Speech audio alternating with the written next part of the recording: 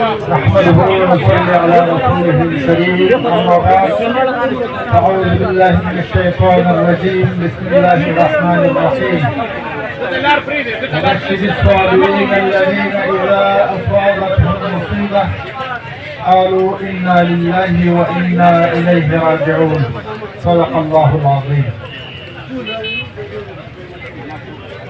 قدرمنو حضرونو السلام علیکم ورحمة الله وبرکاته. دا حضرت شیخ ادریس صاحب د شهادت باندې د زړه تله ډېر غمجن یو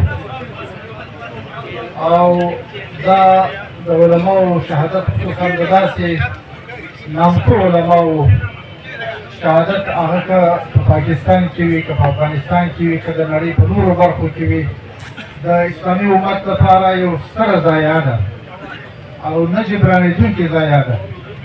دا یوازې هغه څوک کولی شي چې هغه د اسلام مسلمانانو او دین دشمنان وي.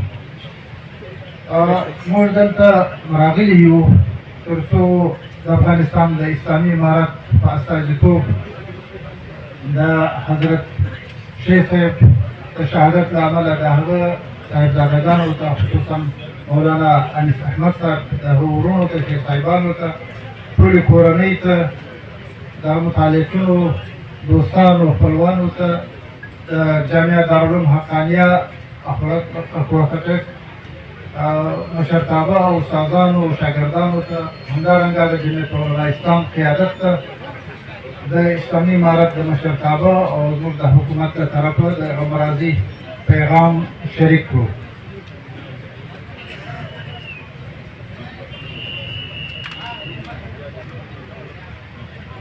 د شیخ الحدیث حضرت مولانا محمد ادریس صاحب د شهادت په اړه د افغانستان د اسلامي امارت د غمرازي پیغام په ډېره خواشینۍ سره خبر شو چې د پېښور اکوړه-خټک د دارالعلوم حقانیه مدرسې مشر استاد شیخ الحدیث مولانا محمد ادریس صاحب په شهادت رسول شوی. انا لله و انا الیه راجعون. افغانستان اسلامي امارت په نوموړي باندې برید په تر سختو ټکو غندي او د علماء کرامو په شهادت رسول د اسلام او علماو د دشمنانو کار بولي. د نوموړي جید عالم او د زرګونو علماو د استاد شهادت د ټول علمي کهول علماء کرامو او اسلامي نړۍ لپاره یوه ستره او نه جبرانېدونکې ضایعه بولي. د الله تعالی څخه مرحوم شیخ صاحب ته جنت الفردوس کورنۍ خپلوانو متعلقینو ته د صبر جمیل او اجر جزیل دعا کوو او د الله تعالی څخه د علماء کرامو دشمنانو ته د دنیا او آخرت ذلت واوړي.